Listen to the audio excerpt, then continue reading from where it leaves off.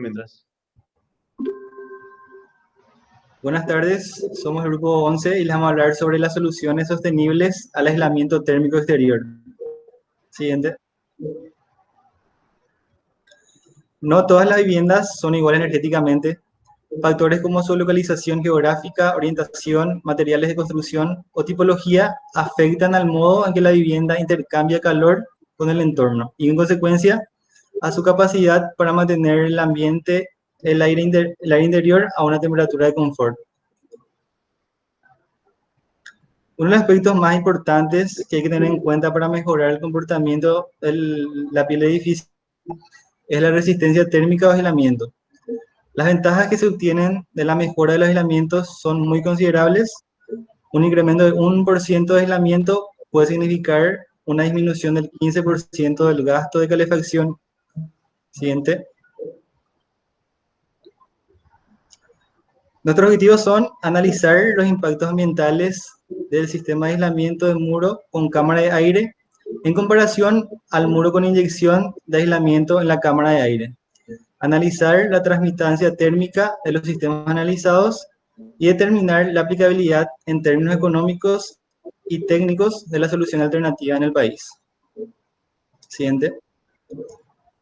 Los beneficios del aislamiento térmico son muchos. El más destacado de todos es el gran ahorro de energía que repercute en una casa o edificio.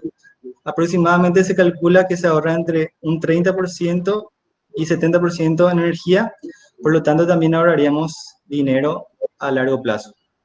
Siguiente. Lo que tenemos que saber es que las principales pérdidas de calor se producen a través de las fachadas y las cubiertas. Por eso es buena opción invertir en un buen aislamiento térmico en fachada y aislamiento para conseguir entre un 40 a 60% de ahorro de energía. Ahí arriba podemos ver dos imágenes en donde uno está aislado térmicamente y otro no está aislado, que sería el de color amarillo. Eso simboliza que hay una mayor transferencia de calor con el ambiente. Siguiente.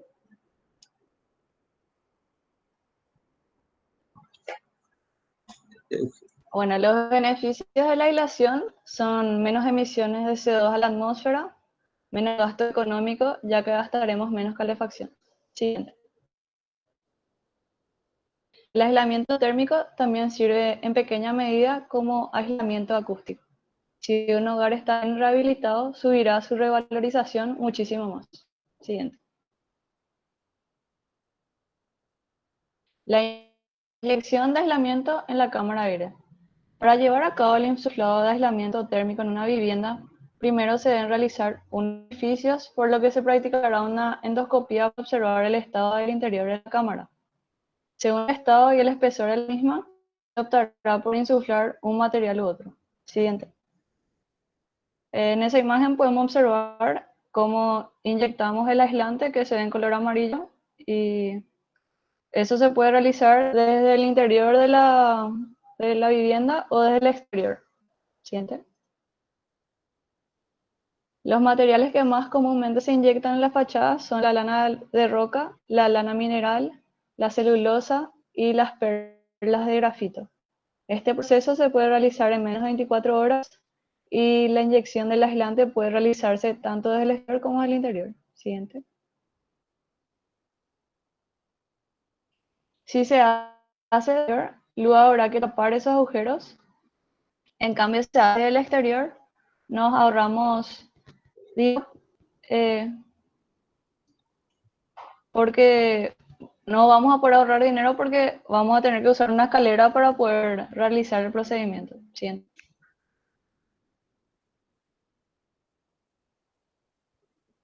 Las ventajas del aislamiento son varias. Vamos a mencionar algunas que son, por ejemplo, eh, que se mejora el aislamiento térmico sin alterar la fachada exterior. Eso sería en el caso de si se hace el aislamiento con la endoscopía interior que mencionó la compañera. No se pierde parte de la superficie de dentro de la vivienda porque se inyecta uno de los materiales mencionados también entre una capa de mampostería y otra. También es más económico que las demás soluciones, mejora el aislamiento acústico y por último no necesita mucho mantenimiento. Siguiente. Dos de las desventajas son de que la inyección de espuma no es visible, entonces realmente no se sabe si es que se ha hecho una cobertura total de la superficie o si falta inyectar aún más material para completar el aislado. Y siguiente, el insuflado no elimina los puentes térmicos que pudiéramos tener en nuestras casas. Siguiente. La metodología para este trabajo práctico son obtener primeramente información mediante análisis de revisión de literatura. Segundo es analizar y comparar de la información obtenida tres puntos importantes. Primeramente los impactos, que serían la emisión de CO2 y contaminantes de la atmósfera, sus características, que son la transmitancia, conductividad térmica y resistencia térmica de cada material. Eso voy a explicar también más adelante. Y por último, los costos.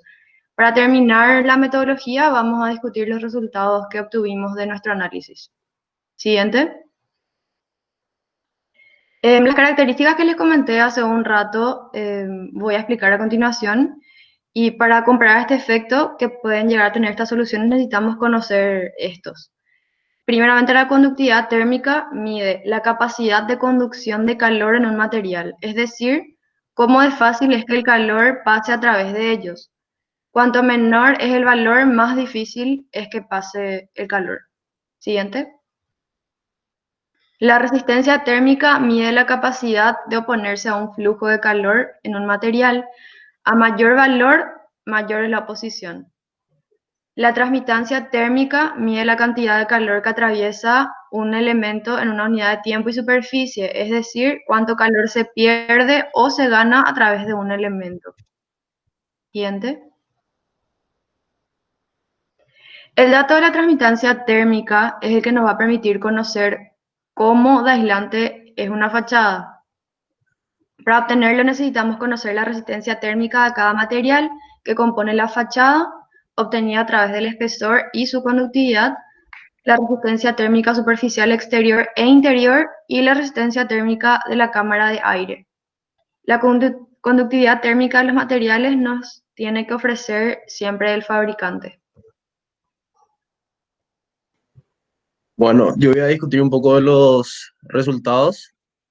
Primero vamos a hablar un poco de las lanas minerales, que normalmente generan muchos residuos.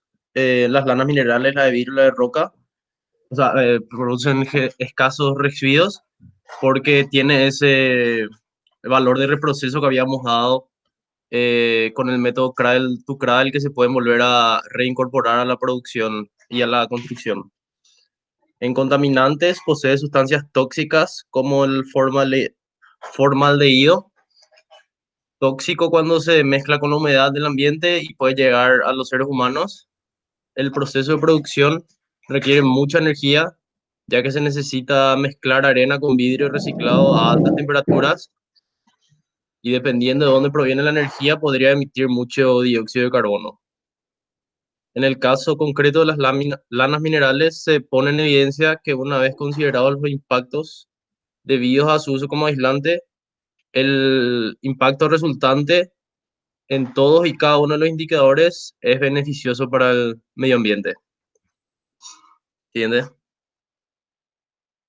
Bueno, acá tenemos un grafiquito que compara las lanas minerales de diferentes tipos y lo que mide es su impacto por metro cuadrado del material.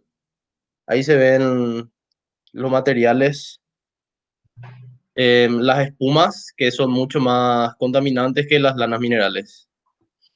¿Entiendes?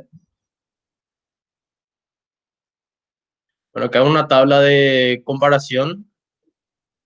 Em, Se pueden ver los materiales sintéticos inorgánicos comparados con los materiales orgánicos también. Y lo que hace esta tabla es compara si estos materiales se hacen con fuentes de energías renovables o no, si se pueden reutilizar, reciclar o si son biodegradables.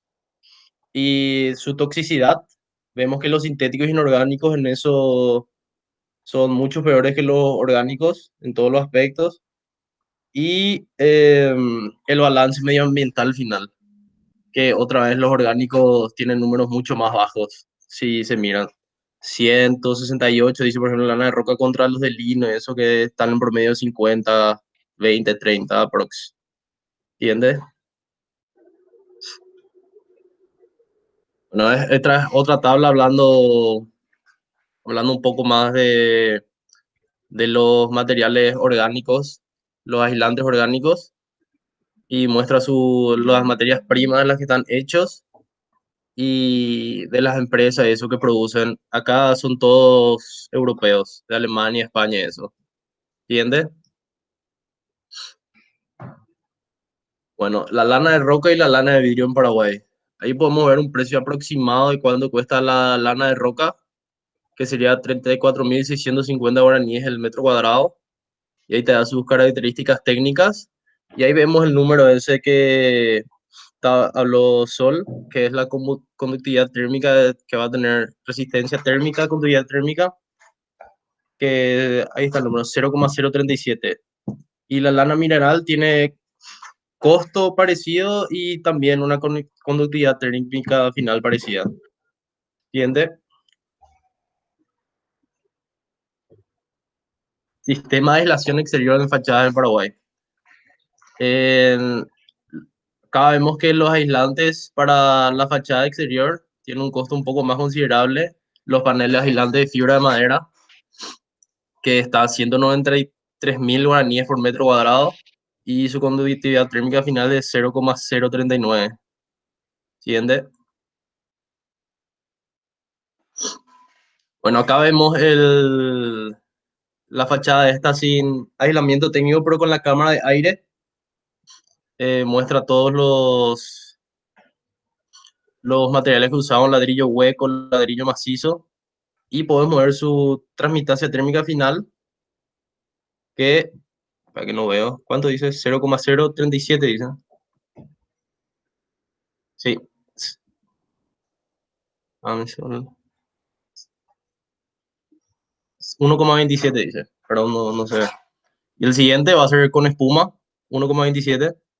El siguiente. Este es con el aislamiento inyectado, que al final el número es de 0,49.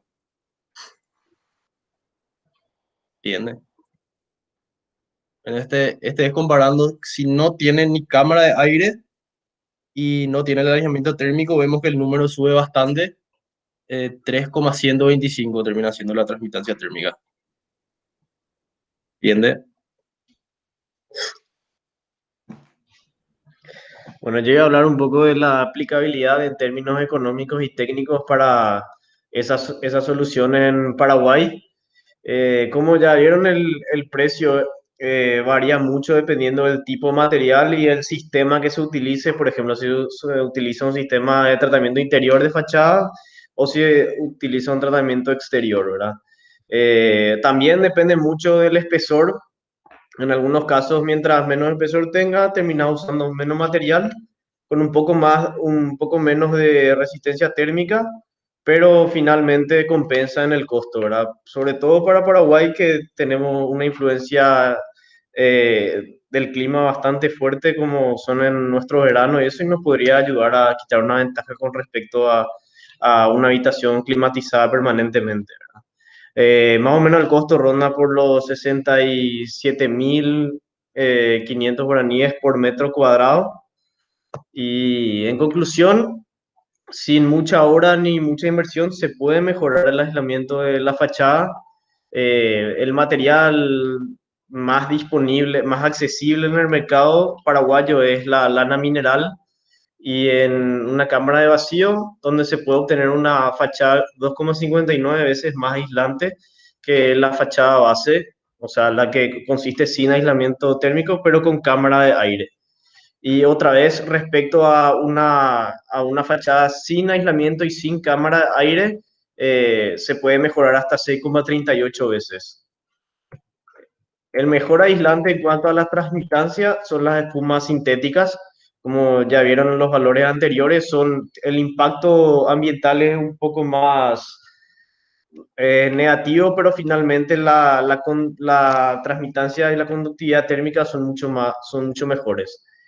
Teniendo en cuenta por eso el impacto ambiental, la fibra de cáñamo y el corcho son los mejores materiales, que son los aislantes orgánicos de los cuales ya habló el compañero, y también puede ser interesante, por ejemplo, en nuestro país, que tiene una gran capacidad de producción vegetal, industrializar esos aislantes de origen vegetal como fibra de cáñamo o celulosas.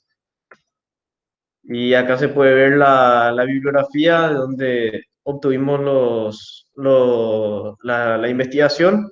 Muchos son tesis doctorales, también algunos trabajos de investigación donde se comparaban los distintos aislantes.